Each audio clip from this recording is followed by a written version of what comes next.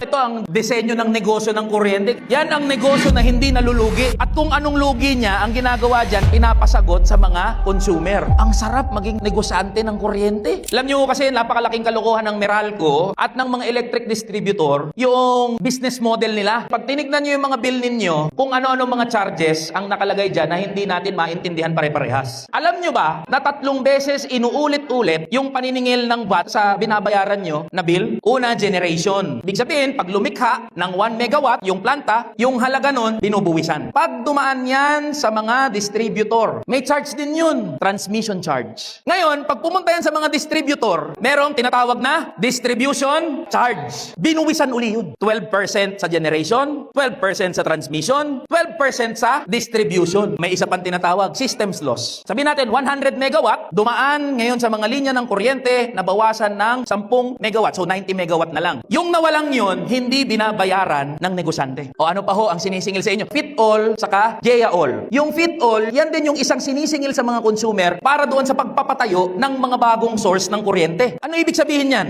Yung consumer ang nagbabayad doon sa mga proyekto ng gobyerno para pagserbisyuhan din daw yung mga consumer. Yung discount sa 4-piece, discount sa senior citizen, at lahat ng mga discount na binibigay ng gobyerno, hindi sinasagot ng gobyerno. Sinong sumasagot? Kayo po. Ba't ko dinidiscuss to sa inyo? Kasi merong batas din kung bakit ganyan. EPIRA law. Yang batas na yan ang nagsasabi na lahat ng singilin ay kakarguhin ng mga consumer. Ang problema, yung sinisingil sa iba't ibang charges, saan napupunta? Sa pagnanakaw ng mga siraulo ng mga politiko. Ngayon, ang problema, pinag-aaway-away yung mga consumer, tayong mga ordinaryo, keso sabi nung iba, bakit naman kami ang magsasagot kakargo ng konsumo ng 4-piece beneficiaries at ng mga senior citizen? Hindi naman namin kinonsumo yan. Pero hindi dapat tayo mag-away-away. Ang dapat nating kagalitan ay yung sistema. Wala tayong problema na singilin tayo doon sa mga charges kung alam naman natin na makakatulong yan sa mamamayan sa kabuuan. Ang problema, hindi napupunta yung mga binabayaran natin doon sa dapat niyang pagkapuntahan. Kaya may sagot na sa tanong, bakit ang taas ng bill ninyo sa kuryente? Dahil tayo yung kumakargo sa lahat ng nawawala doon sa mga negosyante, mga oligarko ng mga kuryente at yung pagkukulang ng gobyerno. Di ba dapat yung kumpanya yung magbabayad ng buwis niya? Pag tinignan nyo sa bill ninyo, may nakasulat dyan, government taxes. Tama, nagnenegosyo ng libre. Lahat po yun kayo nagbabayad. Ganun lang kasimple. Kawawa ho tayo, di ba? Kailangan amyendahan yung batas na EPIRA at dapat panagutin yung mga siraulo ng mga negosyante ng kuryente. Saan ka nakakita? Kung ikaw ay negosyante, ikaw ang mga kapital. Kapag may nawala, ikaw ang sasagot at magkukover dun sa nawalan na kapital. Tama? Pero sa kuryente, hindi. Ang sumasagot ng lahat ng yan, tayo. Patas ba? Hindi. Makatwiran ba? Hindi. Lugi tayo. Kaya yan ho ang isa sa aamyendahan din natin, isusulong natin. So, imbes na pag-usapan natin yung kawalan ng kusan, sabay ka kukuha ng kukolektahin ko dyan kapag sasabihin ko naman sa kanila. Problema mo yun, ikaw ang taga-kolekta eh. Bakit mo akong problema niyan? Ang problema ko lang, i-depends ako kung ano yung sinasabi ng batas. Affordable, transparent, reasonable, competitive. Eh, sinasabi ng EPIRA eh. Ba't mo kasi nilagyan ng VAT? Kaya nga naging exorbitant. Ang pinagmulan natin ay affordable. Ba't nyo nilagyan ng 12% VAT? Sino bang may idea nun, Mr. Chair? Wala naman dapat. Basahin po ninyo yung EPIRA in its original form. Wala talaga eh. Bigla na lang nagkaroon ng 6% VAT pagkatapos binigyan na naman ng another 6%. Kaya, tanggalin natin yon.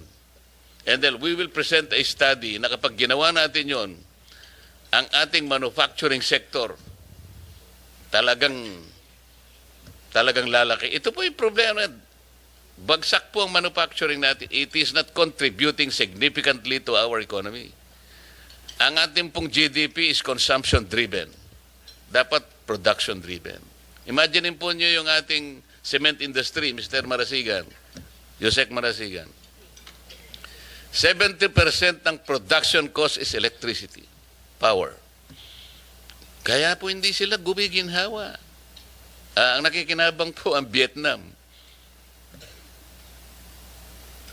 Ayun pong mga cold storage natin, kaya hindi tayo makaimbak ng pagkain natin. 60% is electricity. Subukan ninyong ibaba ang production cost by way of reducing the rates of electricity para ko nang nakita kung gaano ang threefold, maybe fivefold giginhawa ang ating economy. And then, from there, we can collect more taxes. Yun ang gusto naming i-present na alternative. O di, bumaba ang kuryente, tumaas ang economy. Dapat yun ang aralin natin. Tama po.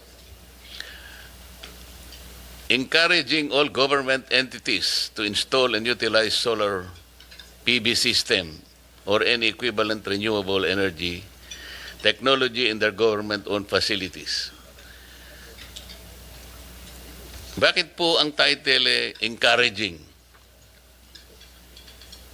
Mr. Chair, if you allow Undersecretary Marasigan can Ay, ikaw may kagagawa na naman ito, ha? Sige, tira. Thank you, Mr. Chair. Thank you, Honorable Marcoleta. Under the Energy Efficiency Act, yes, it's mandatory for all government agencies. Hindi, to- nakalagay nga, encouraging. It's not Sir, mandatory. mandatory, sir, yung 10% reduction ng kanilang Hindi kasi ang energy consumption. title, encouraging kasi. Opo. Alam mo, you'll be guided by the title. Pag sinabi mong ini-encourage mo lang, may option eh. Hindi siya talaga tutupad eh. Pero pag sinabi mong mandating, wala kang option kung di sumunod eh. Tama. Tama po.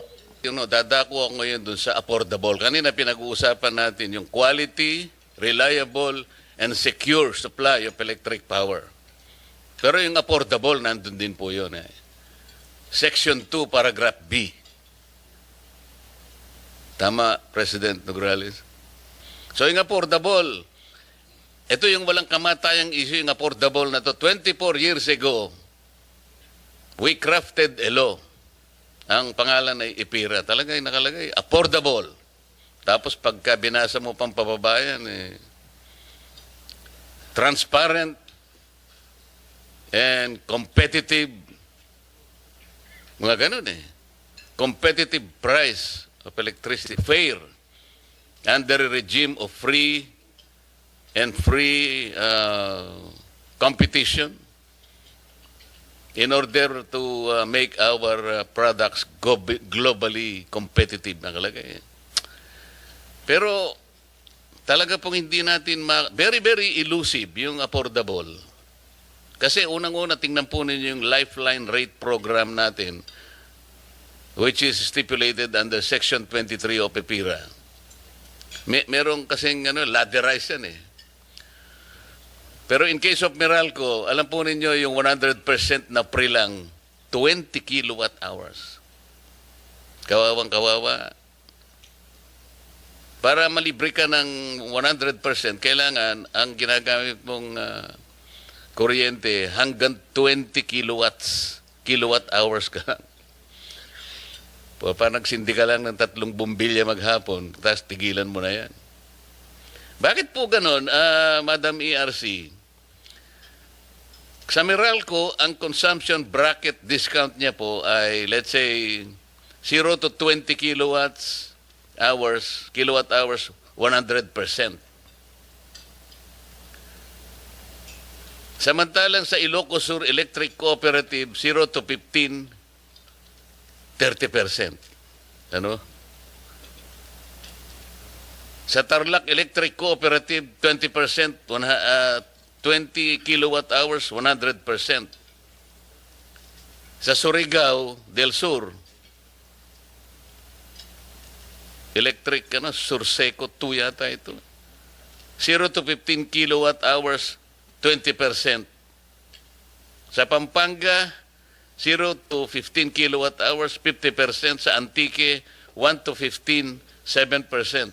Hindi ko po maintindihan ito, ba't nagkakaiba-iba? Electric Cooperative sa Pelco 1, 16 to 20 kilowatt hours, 40% ang discount. Yung Anteco, 16 to 20%, 5% ang discount. Bakit po ganito? Talaga pong hirap na hirap ako dito. Bakit hindi po at least uniform ang pagbibigay ng discount? Hindi ko po sinasabi na dito sa discount na ito ay talagang sapat na para maiangat natin doon sa affordable. Dito pa lang ho, naguguluhan na ako. Gusto kong pag-aralan, kaya lang, pasensya na po kayo, napakahirap intindihin ito. Bakit po nagkakaiba-iba? Mr. Chair, can I respond? Yes, sir. Yung pong original na Lifeline program na ngayon ay pinatutupad pa, ito ay nadisenyo noong time na ina-unbundle natin ang rates ng mga distribution utilities. At ang nangyaring disenyo ay per distribution utility. Dahil ang Lifeline program ay isang paraan ng pagsusubsidiya ng mga marginalized consumers, nung nadisenyo ito, ang subsidy ay manggagaling doon sa subsidizing class within the same distribution utility. At yung isa-subsidize niya ay yung mga marginalized doon din sa same na distribution utility. May mga distribution utility na malalaki tulad ng Meralco na kung saan marami ang pwedeng panggalingan ng subsidy. Kaya nung dinisenyo siya, ang isang pamantayan naman na ginawa ay dapat yung subsidy charge o yung Lifeline subsidy charge will not exceed 10 centavos. At nung dinisenyo, tiningnan kung magkano ang malilikom kung ito ang limit. Nakita na sa halagang 10 sentimo na i-charge mo dun sa subsidizing class ng Meralco customers, maaari ka pong makapag-extend ng discount up to 100 kilowatt hours na konsumo ng mga marginalized or yung low consuming. Pero dun sa iba tulad ng electric cooperatives na maliliit lang, predominantly maliliit lang din ang konsumo at yung subsidizing class ay maliit lang din, para ka makapag-extend doon sa marginalized customers na hindi naman mag-exceed sa 10 centavos yung Lifeline subsidy charge, kinailangang ibaba mo yung threshold. Kaya meron doon na ang kanilang diskwento ay kung meron lang silang konsumo na hindi lalampas ng 20 kilowatt hours. Naintindihan ko po yun, Mr. Chair. Ang hindi ko po makuhang mabuti ay yung pinag-uusapan natin na lifeline rate. Lifeline kasi, ibig sabihin talaga pantulong eh. Bakit ang Tarlac Electric Cooperative sa Limbawa nakakapagbigay, nasusundan niya yung sa Meralco na yung 20 kilowatt hours, 100% na ililibre niya. Katulad ng Meralco, bakit lahat na ay walang nakagawa ng ganon? Isip-sipin po ninyo, yung Pampanga, mas malaki ito kaysa sa Tarlac. Hanggang 15 kilowatt hours lang ang 50% niya. Yun ang hindi ko makuha. Paano, pag sinabi po ninyong, alimbawa, yung 15 kilowatt hours na consumption ng isang household, yun lang ang bibigyan niya ng kalahati, 50%. Gaano po ba yun? Hindi po pang buhay yun eh. Hindi lifeline yun eh. Lalong-lalo naman yung iba, walang nakaano kahit isa. Ito, Cooperative Inc., Anteco, 16 to 20 kilowatt hours, 5%. Eh siguro po kung langgam lang ang pinag-uusapan natin, sa langgam pwede na po ito. Pero tao po itong mga ito eh. So paano po nakalampas sa inyong radar ito? Paano po natin masasabi na lifeline rate?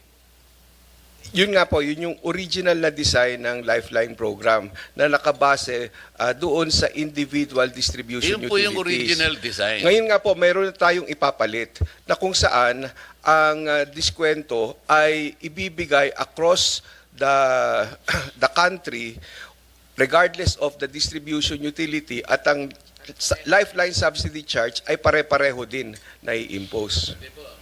Ganito na lang.